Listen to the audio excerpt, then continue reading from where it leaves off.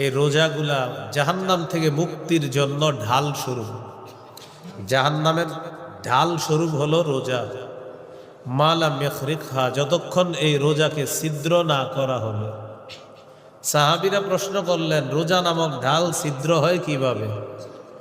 রাসূলুল্লাহ সাল্লাল্লাহু আলাইহি সাল্লাম বললেন, বিল কাযিবাতি ওয়াল গীবা। দুটি অপরাধের মাধ্যমে রোজা নামক ঢাল ছিদ্র হয়। 1 নাম্বার মিথ্যা কথা বলা, 2 নাম্বার গীবত করা। বলেন তো মিথ্যা আর গীবত কোন অঙ্গ দিয়ে হয়? মুখ দিয়ে। জিহ্বা দিয়ে হয়, মুখ দিয়ে হয়। তাহলে কি শিখলাম?